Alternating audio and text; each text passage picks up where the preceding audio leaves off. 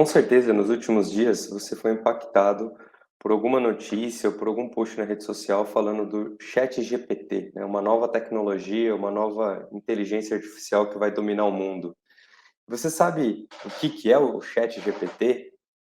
Sabia que existem algumas estimativas que dizem que o custo pode chegar a 3 milhões de dólares por dia, né, para usar o ChatGPT, que é um pouco do que o Shaun colocou aqui no Twitter dele. Nós vamos descobrir se isso é verdade ou não ao longo desse vídeo. Bom, para quem não me conhece, eu sou Vini Caridá. Atualmente eu sou Head de Plataformas Digitais, Dados e AI no Itaú Unibanco, sou professor de alguns MBAs da FIAP e também participo da comunidade como Google Developer Expert Machine Learning, AWS Machine Learning Hero, e como líder dos grupos de usuário da AWS, User Group São Paulo, e do TensorFlow User Group São Paulo. Então, aqui algumas redes sociais, vocês podem se conectar. E toda essa apresentação, porque vai ter vários links de referência, vai estar disponível no meu GitHub depois para quem quiser acessar. Beleza? Vamos começar entendendo um pouco como que funciona, o que tem por trás do ChatGPT, né? Então, aqui tem alguns prints de testes que usuários estão fazendo ao redor do mundo, né, e postando nas redes sociais, e a gente vê algumas respostas bastante impressionantes, como um pedido para escrever um romance, e aí com alguns detalhes de como gostaria que fosse escrito esse romance. O ChatGPT escreveu aqui algumas ideias, né? Tem um outro que pediu para o ChatGPT escrever um artigo científico sobre os benefícios de comer vidro, e aí o chat falou que não era possível, porque não tem nenhuma evidência científica, né, que isso é bom.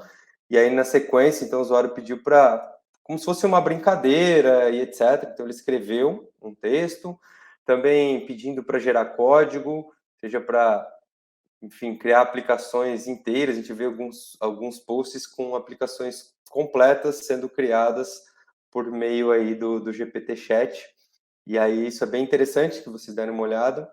Tem um vídeo que o Akita gravou recentemente, então vale também dar uma olhada no vídeo dele, explicando sobre essa geração de código específica, né? E aqui hoje o nosso foco é entender o que está por trás, né? Esse modelo de machine learning, ou alguns modelos, enfim, o que está por trás do chat GPT. Né?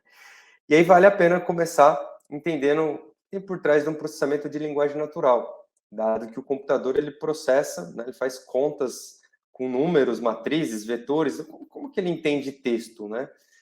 E aí vou começar com um exemplo simples aqui, no qual nós temos algumas frases de usuário, que nesse caso são reviews de produtos. Então, um usuário foi lá, fez uma compra, né, em algum e-commerce da vida, e deixou um review sobre aquele produto. Então, aqui a gente tem dois exemplos de reviews. Um exemplo positivo, né, o preço é bom, a qualidade não é ruim, eu estou feliz com a compra que eu fiz. E um exemplo negativo, qualidade ruim, eu estou triste, eu vou devolver a compra que eu fiz, ok?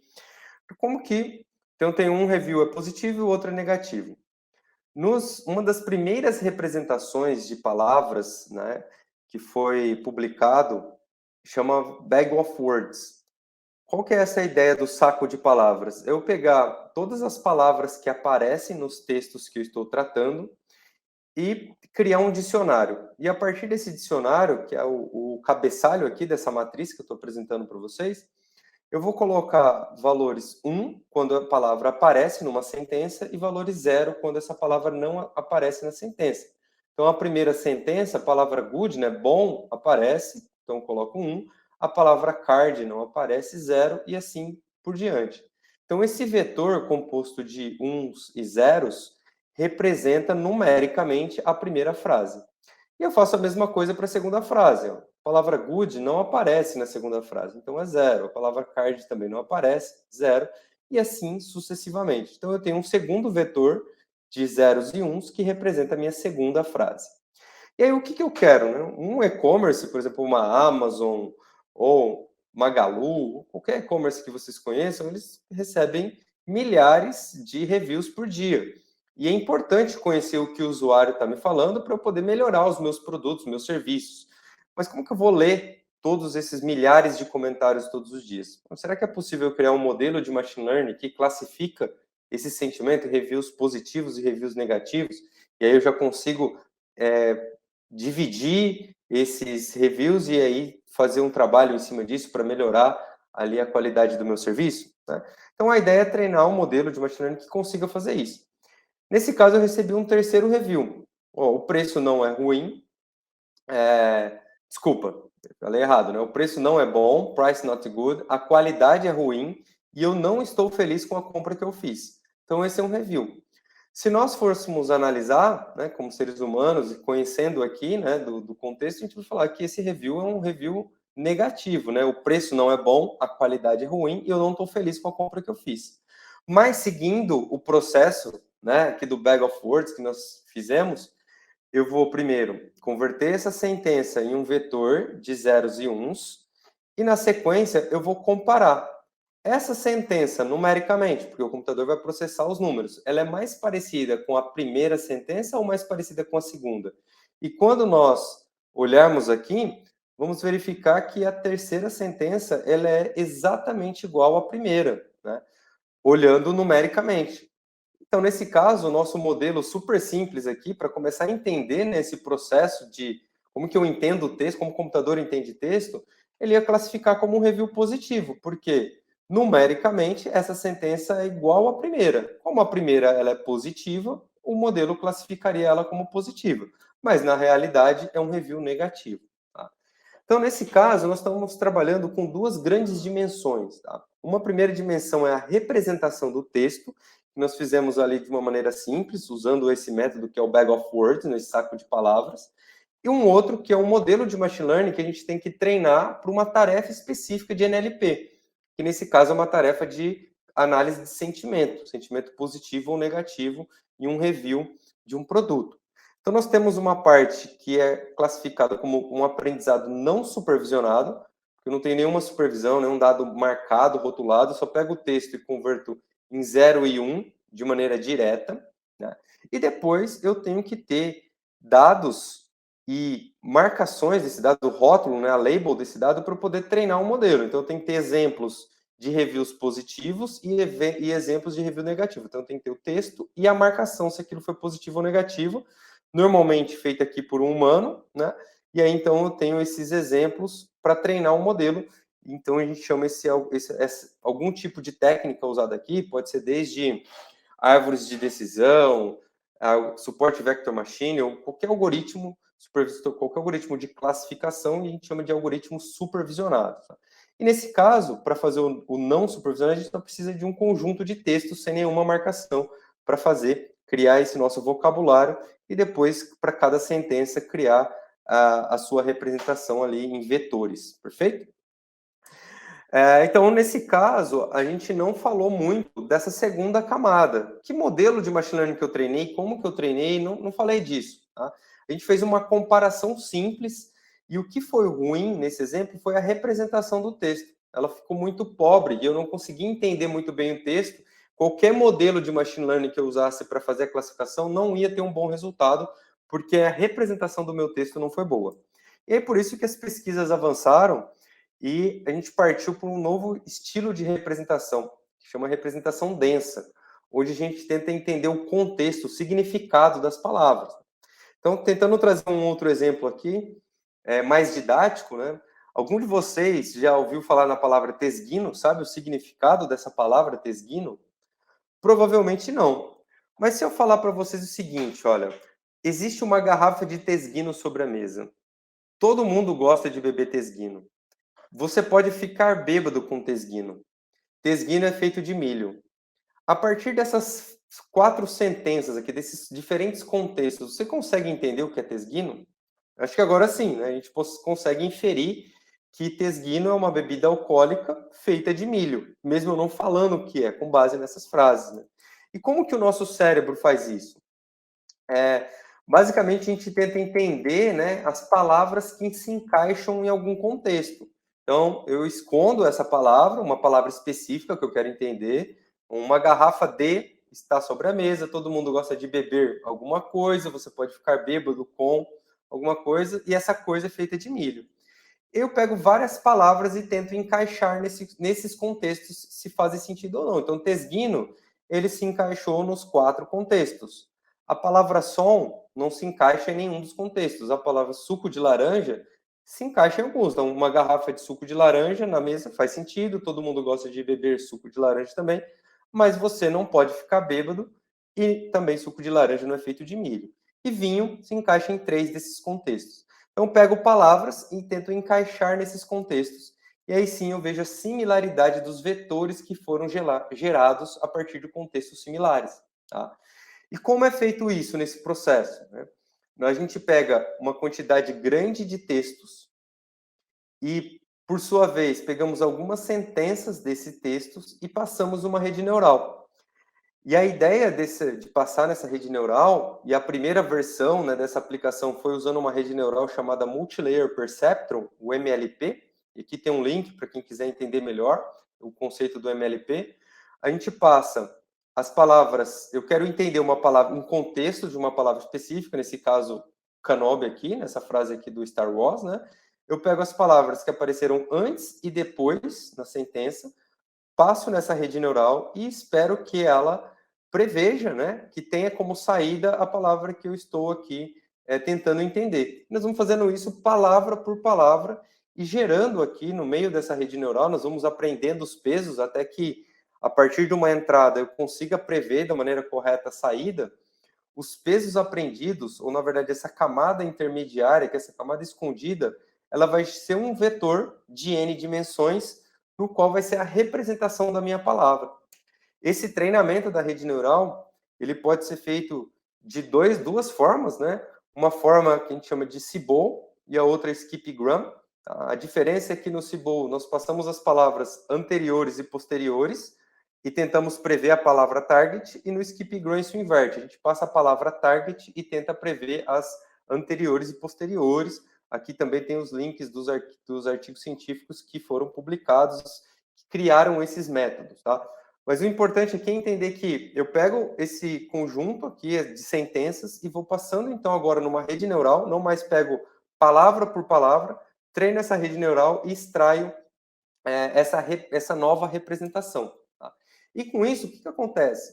Quando eu tinha representação de zeros e uns, aqui no Bag of Words, ou até numa representação One Hot Encode, a gente vai ter palavras no qual as palavras próximas, né, a representação numérica delas, não traz nenhuma informação semântica dessas palavras. Quando a gente vai para essa representação densa, que é o word embedding, agora nós não temos mais vetores de zeros e uns, nós temos o vetor com o aprendizado daquela rede neural, e quando nós projetamos essas palavras num espaço dimensional, as palavras que têm similaridade semântica vão ficar próximas nesse espaço dimensional. Deixa eu tentar explicar um pouquinho melhor. Vamos pegar aqui esse conjunto de palavras numa representação simples, somente de 2 dimensões. Então, tem algumas palavras aqui. E aí, qual que é a ideia? Eu tenho alguns países e capitais desses países. Né? Então, França e Paris, Itália e Roma. Se eu pegar o ponto onde cada palavra dessa aparece, então, por exemplo, aqui a Itália, no eixo X, ela está no ponto 3.2 e no eixo Y, ela está no ponto 3 e assim por diante. Então, peguei algumas palavras a título de didática. Então, Paris está no ponto 1.3, França 2.5, né? 2 e 5, e assim sucessivamente. E aí eu faço uma pergunta. Eu não sei qual é a capital da Inglaterra, tá vendo? Não tenho aqui o link entre a Inglaterra e Londres. Eu não sei, eu não tenho esse conhecimento. Como que o modelo poderia me ajudar a entender qual é a capital da Inglaterra? Poderia fazer uma conta com as palavras do meu modelo. Então, parece maluco, né? Mas vamos lá. Paris menos França mais Inglaterra. É possível fazer essa conta? A gente vai pegar os vetores que representam cada uma dessas palavras. Então, Paris está no ponto 1 e 3, né? E França no 2 e 5. Quando eu faço 1 menos 2, dá menos 1. 3 menos 5, menos 2. Quando eu somo Inglaterra, que está na posição 3 e 4,5, né? Então, menos 1 mais 3, 2. Menos 2 mais 4,5, 2,5. Então, esse é o resultado dessa equação, Paris menos França mais Inglaterra. Se eu pegar esse ponto no meu gráfico, 2 e 2,5, olha, 2 e 2,5, vai cair exatamente em cima, ou exatamente na representação da palavra Londres. Então, se eu fizer a conta Paris menos França mais Inglaterra, o resultado vai ser Londres, e eu vou conseguir entender, então, qual é a capital da Inglaterra. Poderia fazer para testar Roma menos Itália mais Inglaterra, e vai dar no mesmo resultado. Por quê? Porque quando eu passei milhares de textos naquela rede neural e usei a representação que ela aprendeu, eu consegui aprender essa relação entre as palavras, né? Por quê? Possivelmente, em milhares de textos, as palavras que têm correlação semântica, elas apareceram em contextos similares, igual a palavra tesguino, né? Então, palavras com contextos similares apareceram em frases ou que fariam mais sentido. Eu posso usar isso, por exemplo, para conjugação verbal e assim sucessivamente. Legal? Então, nesse novo paradigma, que segue um pouco da ideia anterior, mas agora com uma evolução, incluir aqui uma arquitetura de rede neural, ainda simples, o Multilayer Perceptron, eu tenho uma representação de texto mais evoluída. Agora, na literatura, a gente chama ela de um aprendizado self-supervised learning, autoaprendizado, autossupervisionado. Por que autossupervisionado? Porque eu não tenho dado marcado. Lembra que eu não tenho dado marcado. Eu peguei frases e usei, mas eu escondi uma palavra e tentei treinar uma rede neural para prever essa palavra. Então, eu não tive a marcação, né, então não foi supervisionado, mas, ao mesmo tempo, eu tinha um dado para comparar. Por isso que ele é um autossupervisionado. Ele se autossupervisiona, escondendo algumas palavras e usando elas para tentar prever. E depois, obviamente, eu tenho que ter um modelo treinado para uma tarefa específica, por exemplo, para análise de sentimento. Quando eu junto um modelo autossupervisionado, que é a representação do texto aqui, o Word Embed, mais um modelo supervisionado, esse conjunto gera uma aplicação semi-supervisionada para fazer algum tipo de tarefa de processamento de linguagem natural. Legal? E a pesquisa, né, os centros de pesquisa, as big techs vieram evoluindo esses modelos porque são aplicações bastante importantes. Então, os primeiros modelos lá, representação Bag of Words, depois houveram evoluções, né, nessas representações chamadas esparsas, como o TF-IDF, proposto em 2003. Depois, uma das primeiras representações de Word Embedding, que o Word2Vec, que mudou aqui o estado da arte em processamento de texto, foi proposto pelo time do Google em 2013, e assim sucessivamente. Stanford, Salesforce, Meta, né, na época ainda Facebook AI em 2017, Fast AI, Microsoft, várias grandes empresas foram evoluindo, porque sempre a gente começa a pesquisa, né, a ciência, assim, alguém começa com uma ideia que tem bons resultados e a gente vai evoluindo, se colaborando. Então, por exemplo, o Word Embedding, né, o Word2Vec, ele teve apesar de ter bons resultados, ele só tinha representação por palavra. E quando uma palavra não tinha no meu vocabulário? Então veio a ideia de fazer representações por caracteres. Poxa, mas às vezes uma mesma palavra, ela tem significado diferente. Então, o banco da praça e o app do banco. Apesar das palavras serem iguais, banco e banco, em contextos diferentes, a mesma palavra tem que ter significados diferentes. Então, como que a gente faz isso? A sequência com que as palavras aparecem numa frase também muda totalmente o contexto, né? Então, a ideia aqui do sec-to-sec, etc. E também por trás dessas aplicações, né, foram sendo usadas arquiteturas de redes neurais mais modernas, como, por exemplo, a LSTM, que é um tipo de rede neural recorrente, já um deep learning aqui, que LSTM vem de Long Short Term Memory, bastante usada para problemas de séries temporais, porque ela tem essa memória, e uma frase, né, um texto, ele pode ser considerado uma sequência de eventos. Então, muito importante aqui, e foi também uma evolução bastante importante no mundo de processamento de linguagem natural, começar a usar essas arquiteturas mais complexas de redes neurais por trás dessas aplicações. Beleza? Aí, vocês, se tiverem curiosidade, o time aqui com que eu trabalho no Itaú, o time de cientistas de dados do atendimento digital, publicou um artigo que é uma melhoria no TF-IDF, que é um modelo sensitivo, semântico sensitivo, para melhorar para melhorar, assim, a determinar uma relevância de um documento, dentre vários documentos. Esse artigo está publicado também, vocês podem ver, mais uma contribuição aí para o avanço da ciência. E aí, o que acontece? O Google publicou, em meados ali, fim de 2017, começo de 2018, um paper chamado Attention is All You Need. É uma nova arquitetura, né, de rede neural, que é o Transformer/Attention, que traz um novo formato, uma nova representação, uma nova arquitetura de rede neural capaz de gerar modelos de machine learning aqui para texto, para imagem, muito mais poderosos, né? Então, aqui tem o paper original, que vocês também podem acessar, tem um link. De uma maneira muito alto nível, né? Esse é o desenho aqui da ideia aqui do modelo de attention. Então, qual que é a ideia? Vai entrar o nosso embed aqui, vai ter como input o embed. A primeira coisa é ter o encode posicional, que é a posição das palavras. Uma vez que a gente não tem mais recorrência, é importante entender a posição das palavras, porque isso importa na representação do texto. E depois nós vamos ter camada de atenção para entender o ponto ali de cada palavra naquele texto e camadas de feed-forwards, né, redes neurais densas, normalização e assim por diante. É importante aqui frisar, eu tenho uma parte de encode e uma parte de decode, que eu vou, de alguma maneira, decodificar alguma coisa. Eu vou gerar texto ou uma representação, tá? E aí vocês podem perguntar, poxa, então, dado que eu gero uma representação, não necessariamente texto, será que eu posso gerar imagem? Sim.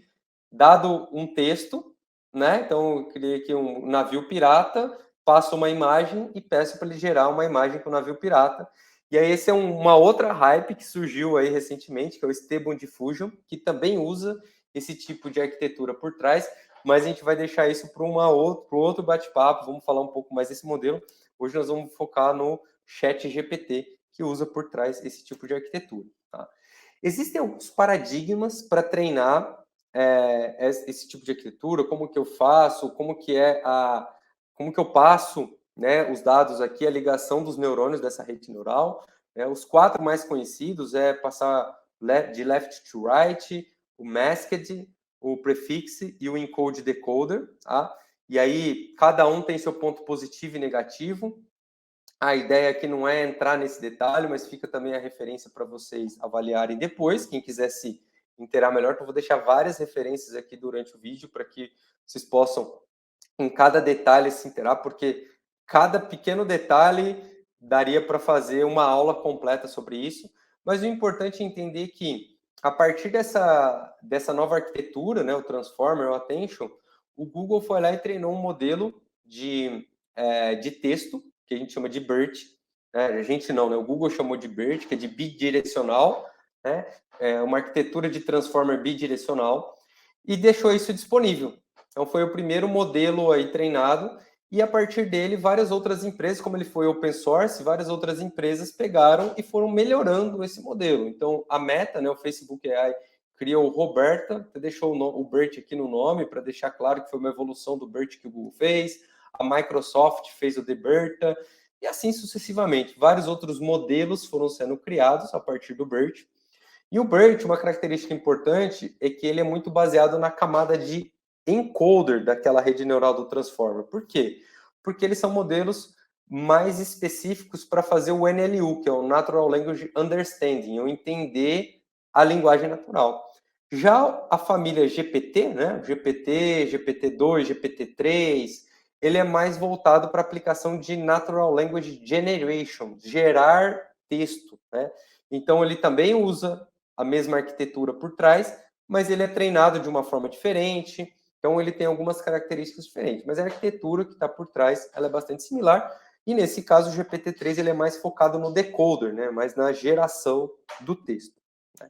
E aqui eu deixo mais uma referência, mais um trabalho aqui muito legal do time do Itaú, aqui do time de cientistas de dados do atendimento digital, que foi uma versão do BERT em português financeiro, que é o Bertaú, que foi treinado e está disponível também aqui o artigo para que vocês possam ver, mas é uma contribuição trazendo aqui para o Brasil, né, para a linguagem, para o português, para o mundo financeiro, como que a gente traz um pouco dessa evolução tecnológica aqui para o Brasil também.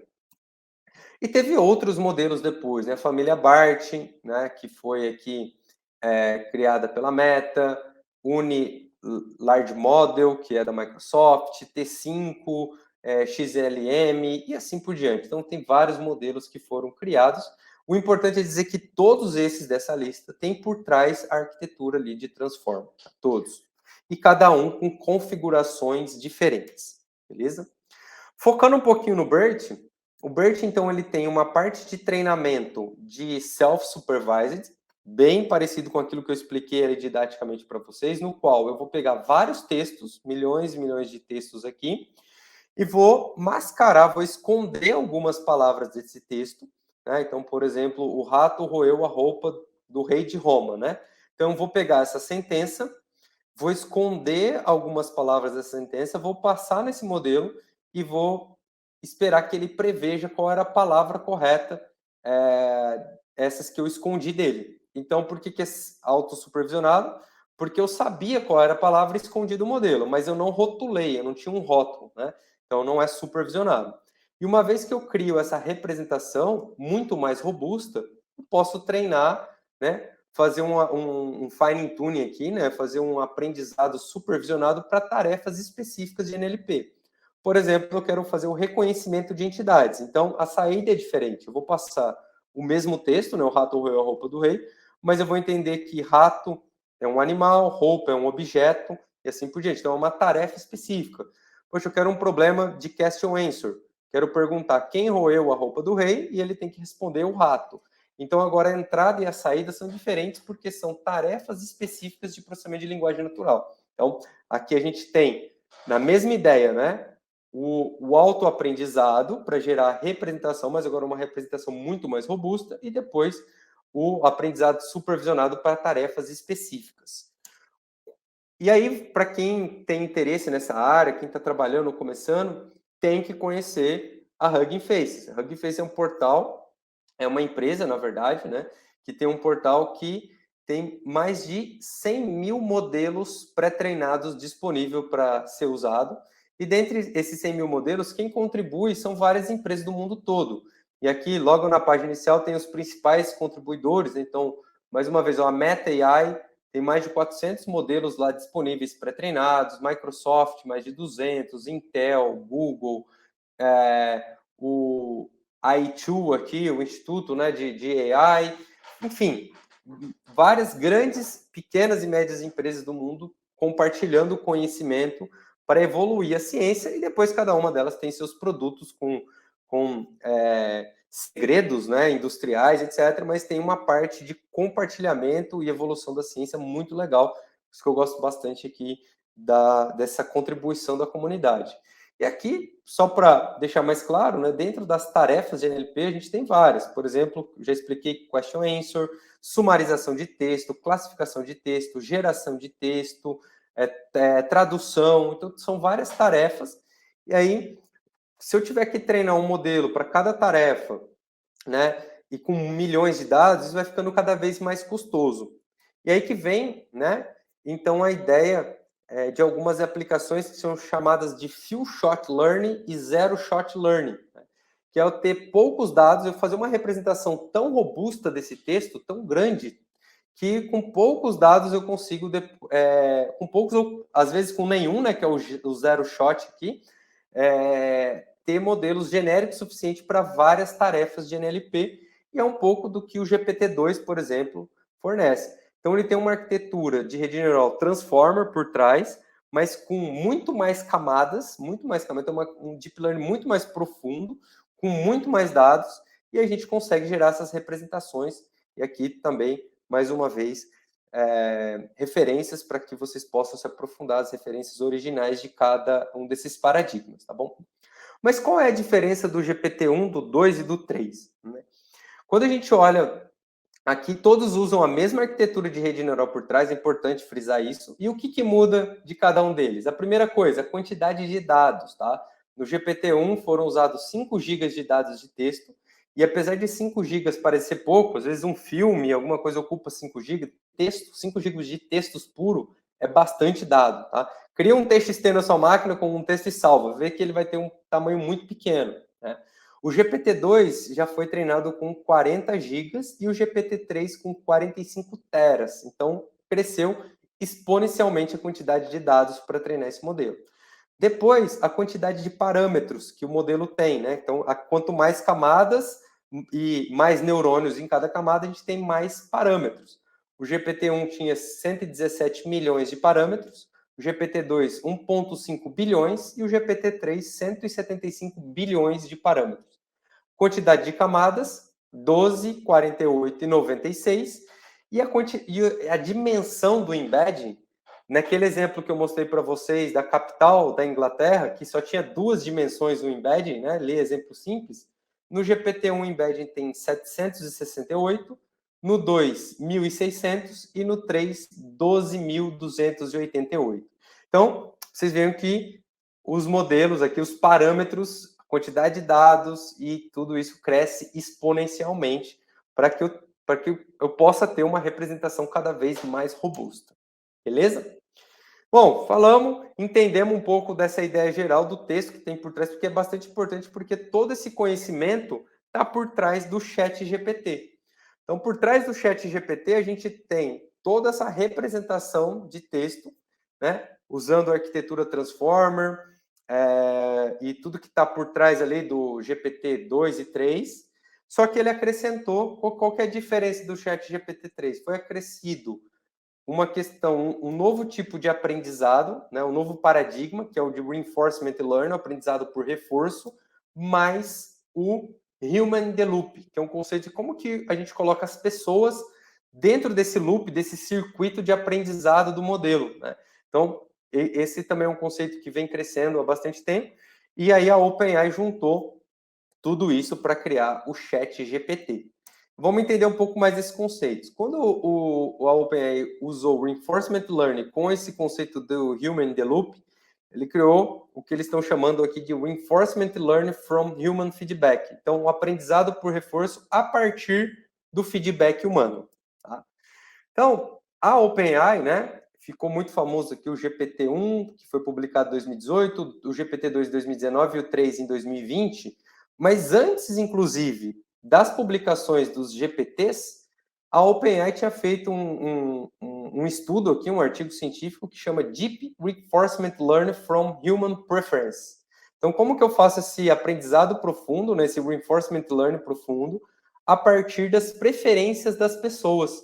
E, por curiosidade, só reforçando, esse estudo, né, essa evolução foi feita da OpenAI em parceria com o Google, com a DeepMind. Então, mais uma vez, né, empresas ali se colaborando para a evolução da ciência. Então, sou bastante fascinado por esse aspecto. Então, foi publicado, então, até antes do GPT-1, né, teve esse estudo aqui. Então, a OpenAI já tinha essa branch aqui, esse ramo de pesquisa.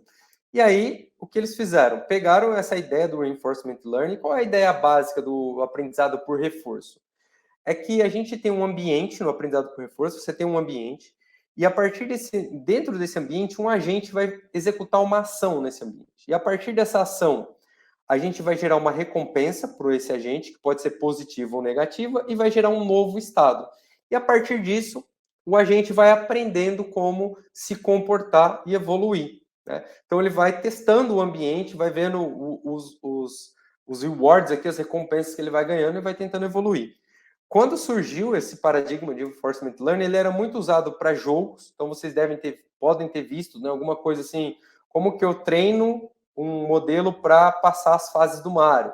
Então você deixa lá o modelo simulando, muitas vezes, então ele começa sem fazer quase nada no ambiente, pois ele aprende a correr, só vai para frente, mas ele já vai tendo recompensas, então ele vai ganhando mais tempo, ele vai ganhando pontos e etc. Então ele vai tendo algumas recompensas e ele vai aprendendo que não é só correr, porque quando ele corre ele morre logo, então ele começa a aprender a pular e assim por diante.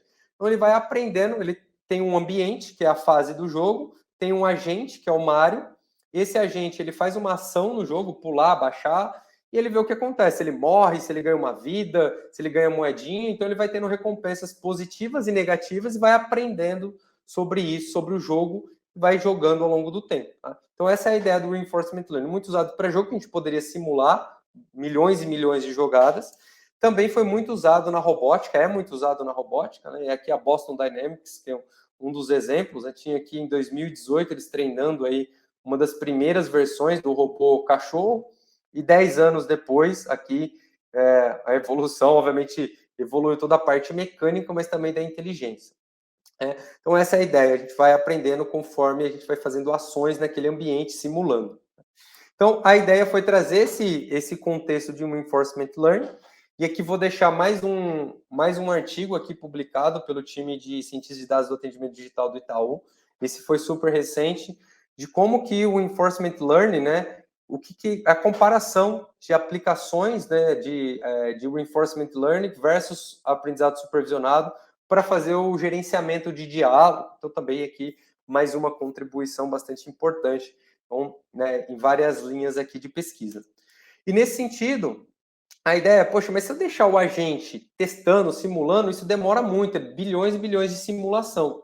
Mas e se eu tiver um humano que já conhece, uma pessoa que tem um conhecimento, ajudando nesse aprendizado, fazendo marcações, né? De vez eu aprender do zero a jogar, e se eu já tiver uma pessoa que já sabe que andar para frente ali no jogo do Mario ajuda, pular, então eu já aprendo do humano e continuo evoluindo dali. Então, o feedback, como que eu coloco a pessoa, né, dentro nesse feedback. Né? E aí, a OpenAI testou essa ideia em 2019, então não é tão novo assim, testou em 2019 com o treino do GPT-2 com o Reinforcement Learning, com o Human Feedback. Depois ela lançou o GPT-3 e aí agora uniu o GPT-3 com o aprendizado por reforço com o feedback humano e lançou agora o Chat GPT, foi o último lançamento. Nesse meio do caminho foram tendo várias evoluções, o GPT 3,5, o Instruction GPT, o DaVinci, que é tipo um copilot aqui, então, várias evoluções para chegar no modelo atual do Chat GPT. Então, por trás do Chat GPT, a gente tem, além da arquitetura Transformer, treinado com milhões e milhões de dados, a gente tem o aprendizado por reforço com o feedback humano. E como que funciona isso de maneira geral? Existe um texto, né? Então, lembra que o Chat GPT ele gera um texto. Dado uma pergunta, ele te dá uma resposta, que é um texto, um sumário, né? Um texto ali referente àquela pergunta. Como que é feito o treinamento? Eu posso pegar um texto e, a partir desse texto, eu gero um resumo, um sumário, né? Vários resumos a partir desse texto. Eu pego 2 desses resumos e pergunto para uma pessoa, para um humano, fazer o julgamento. Qual desses 2 é melhor? Desses vários gerados. Aí o humano vai dar um que é melhor.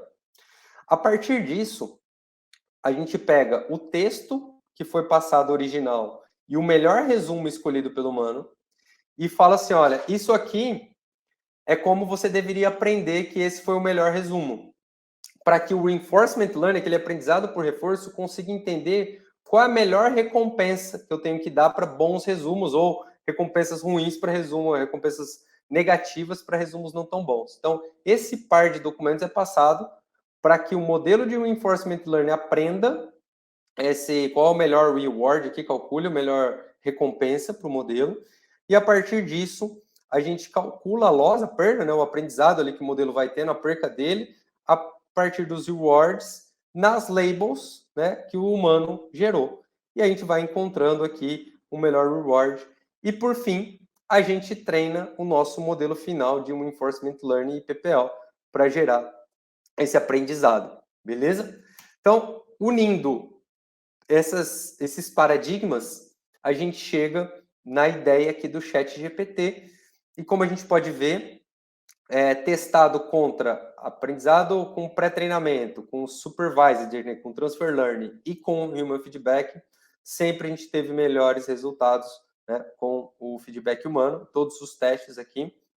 E, além disso, né, um modelo treinado com Reinforcement Learning com o feedback humano, ele supera o GPT-3, então tem testes que pegam o GPT-2 e inclui o RLHF, e tem melhor resultado que o GPT-3 sozinho, mesmo o GPT-3 sendo um modelo 100 vezes maior.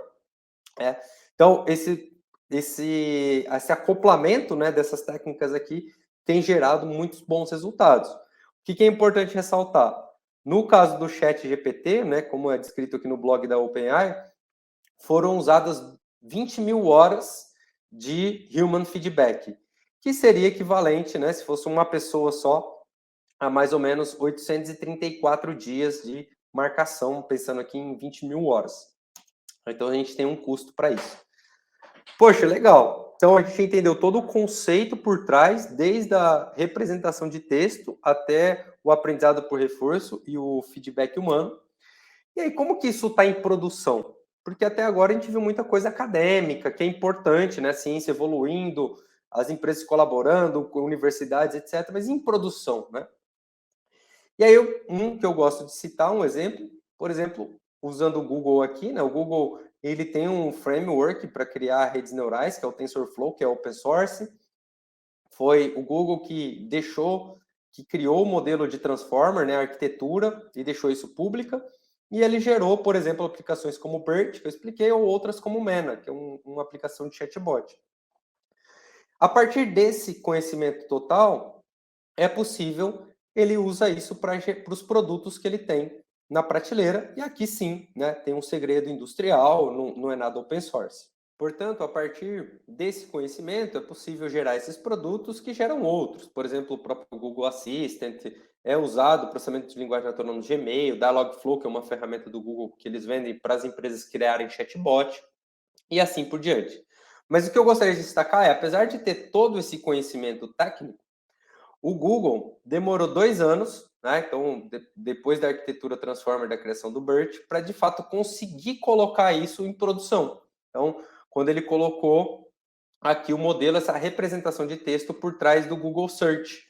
Antigamente, né, tinha muitas pesquisas que o Google não conseguia entender bem a relação entre as palavras, relação semântica, e aí depois de colocado o BERT por trás do Google Search, do entendimento das palavras, melhorou em muitas pesquisas. Tá? Então isso é bem legal.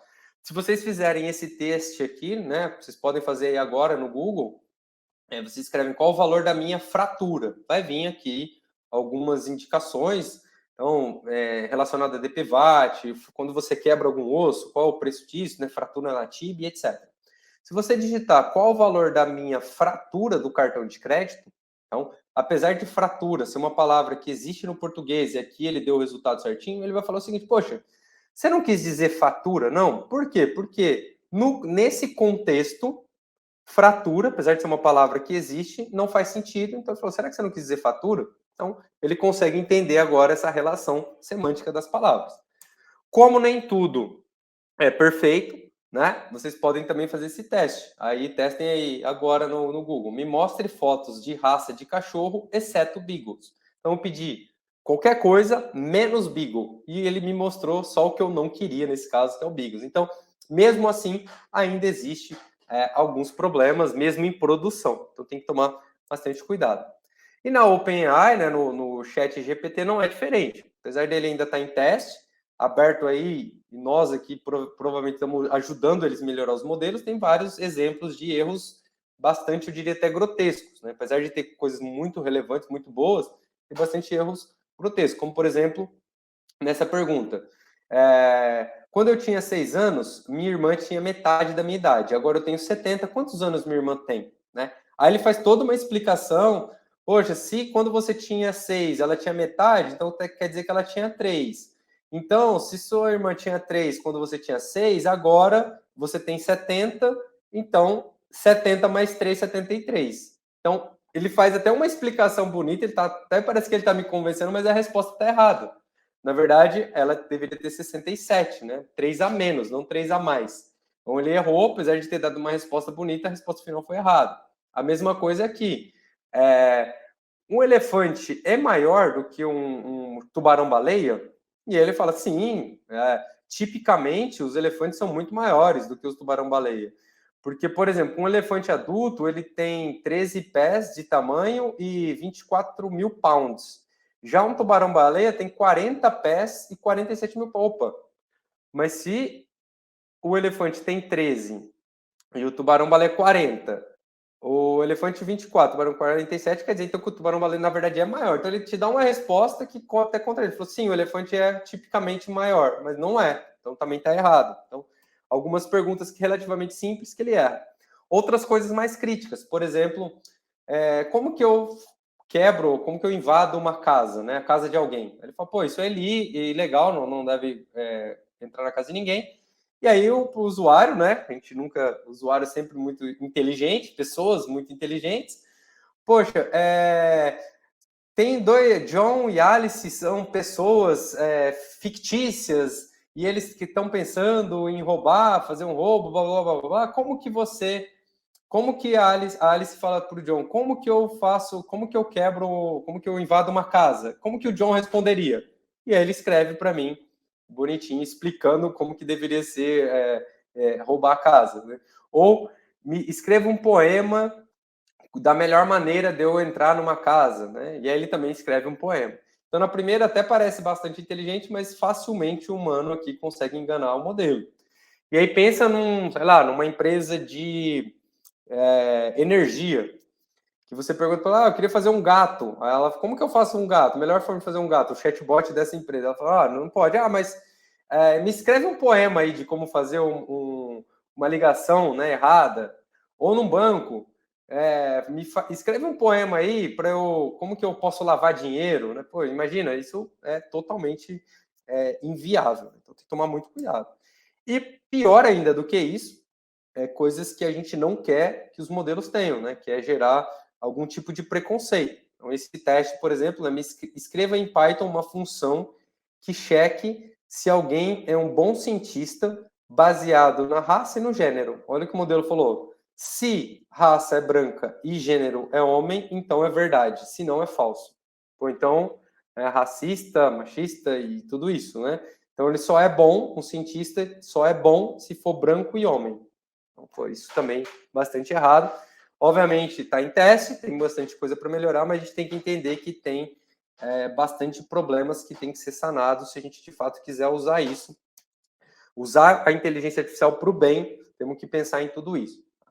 E aí, seguindo um pouco dessa linha de raciocínio, a Amazon também criou um modelo, né, de 20 bilhões de parâmetros, bem menor que o GPT-3, mas com ótimos resultados. Veio agora em 2022, mas ainda também não conseguiu colocar em produção na Alexa. Então, uma coisa é querer como eu coloco isso em produção, então isso está em teste, mas é importante essa evolução, esses testes. O Google também criou uma versão que é o Calm, que está sendo colocado como concorrente, né, do Chat GPT. Então, foi testado aqui frente a vários outros modelos, daqueles que eu citei. Então, várias empresas estão investindo. Se vocês olharem aqui, nos últimos 3 meses do ano passado, né, outubro, novembro e dezembro, várias empresas criaram alguns modelos, né? Então, desde o Google, Big Science, Microsoft, a Meta, a OpenAI, Baidu e por aí vai. Tá? Então, várias criando diferentes aplicações para muda um parâmetro, muda alguma coisa para entender qual é a melhor forma de eu criar essa representação. E isso é muito legal ver essa evolução, mas a gente vê muito as big techs ajudando, né, a evoluir a ciência aqui, o estado da arte. E por quê? Porque é muito caro e muito em inglês, né? A gente vê poucas evoluções no português e vai ser muito legal conseguir cada vez mais ter brasileiros trabalhando nessa evolução, tá participando disso é bastante importante. Beleza? Outro ponto que eu gostaria, né, de compartilhar com vocês para reflexão mesmo é que a Microsoft ela fez uma parceria, né, com a OpenAI em 2019. Todos os modelos aqui que a OpenAI treina é na Azure, enfim, tem uma parceria muito grande. A Microsoft investiu muito, tem investido pesado nessa parceria. E depois do chat GPT, saíram várias notícias falando que a Microsoft, né, vai ser, talvez com o chat GPT, vai começar a ganhar o market share do Google no search, porque hoje o Google domina, o Bing quase não é usado, então tem surgido várias polêmicas sobre isso, como que vai ser usado, onde que vai ser, quanto que as empresas vão pagar por isso, etc. Mas ainda não existe nada em produção de verdade, porque a Microsoft, além do Bing, né, que pode ser de fato melhorado muito com essa tecnologia, ela tem a Cortana, que é um assistente virtual, ela tem ferramentas aqui que se chama de Bot Framework, que usa processamento de linguagem natural por trás, que ela é um produto que ela vende para os clientes para criarem chatbots, e nenhuma dessas ferramentas, por enquanto, tem essas arquiteturas, nenhum desses produtos já tem essas arquiteturas mais modernas, aqui, esses modelos grandes de linguagem natural por trás, tá? Por enquanto em produção. E por conta de todo esse contexto que a Forbes aqui, nessa previsão dos 10 tópicos mais quentes em 2003 de AI, um deles é o conceito de LLMOps, que é de Large Language Model Operation, né? Nesse ano, no ano passado, teve muito a febre do MLOps, que como de fato eu coloco um modelo em produção, mas não só coloco em produção, monitoro, retreino e faço toda a operação de aplicações com machine learning. E agora, com esses modelos muito grandes, poxa, surgem novos desafios. E provavelmente o conceito do Large Language Model Operation vai surgir muito aqui para colocar, de fato, colocar valor nos negócios, para os usuários, para os clientes em produtos em produção, mas garantindo, né, confiabilidade, rastreabilidade, segurança e tudo isso. E por fim, o que é importante falar? Quanto custa para criar esses modelos? Né? Eu quero ter o meu próprio GPT, eu quero criar o meu próprio GPT Chat. Então, tem aqui um estudo muito bem feito de quanto mais ou menos custa esses modelos da família GPT. Né? Então, conforme o modelo vai crescendo, a quantidade de parâmetros, a quantidade de tokens, etc., vai crescendo exponencialmente o custo para treinar esse modelo. Um modelo GPT com 70 bilhões de parâmetros, a estimativa é que ele custe 2 milhões e meio de dólares, né? E o GPT-3 completo original, ele tem 175 bilhões de parâmetros, né? E mais de bilhões aqui de tokens. Como ele não é open source, existe uma estimativa que a gente pode fazer comparando com o modelo Bloom, que é um modelo similar ao GPT-3, mas não foi criado pela OpenAI. Ele é um modelo open source. E a estimativa para treinar esse modelo, ele tem 176 bilhões de parâmetros, bem na unidade de grandeza ali do GPT-3, né? Para treinar esse modelo, computacionalmente falando, de GPU, custaria próximo de 25 milhões de dólares. Depois de treinado, para fazer fine tuning ou algum fine tuning necessário, em torno de 5 milhões. E uma vez que ele está pronto para ser consumido, né, para fazer inferência, ele também vai custar em torno de 1 milhão de dólares, dependendo da quantidade de chamadas que eu faço. Né? E aí que vem o tweet aqui do Shalom, que eu trouxe lá no comecinho, né, da apresentação, que o custo estimado é 3 milhões hoje por dia que a GPT está gastando, porque tem o mundo inteiro testando, virou toda essa hype. E eu concordo aqui com o Tyler, que ele fala, né, quando um produto é gratuito, é porque os usuários, nós que somos o preço. Né? Com certeza, com esses bilhões e bilhões de testes que os usuários estão fazendo, a OpenAI está usando isso para melhorar. Ele não é open source, o ChatGPT, né? Apesar de a gente já ter versões ali que a gente pode usar para treinar, então a comunidade já criou, já tem algumas versões open source, mas o ChatGPT da OpenAI não é open source. E provavelmente eles vão querer monetizar isso daqui a pouco, porque tem um custo grande e é um produto. Além disso, para treinar, além desse custo, né, a gente precisa de nós agrupados de GPU, de perto de 640 GB de memória. E depois desse modelo treinado, ele ocupa um espaço de mais ou menos 700 GB. Só o modelo treinado. Né? Por isso que a inferência é cara, o modelo é muito grande. Né? E precisa das 20 mil horas ali do feedback humano, que duraria, a gente precisaria, se fosse uma pessoa só marcando sem parar, demoraria aqui 2 anos e 3 meses se fosse uma pessoa marcando. Então, tem alguns custos envolvidos e acredito bastante que a evolução aqui vai ser muito nessa linha.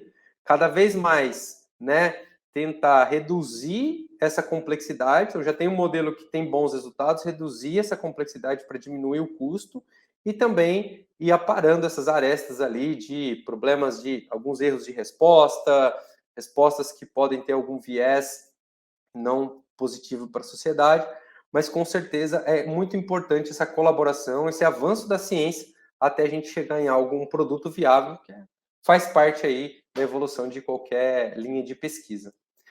Legal? Gente, eu queria agradecer quem esteve até aqui, espero que tenha contribuído pelo conhecimento de vocês. Mandem perguntas, sugestões, feedbacks, correções, vai ser bastante legal ouvir aí um pouco o que vocês acharam, o que vocês têm visto sobre o Chat GPT e outras tecnologias aí ligadas a Machine Learning. E até a próxima. Um abraço.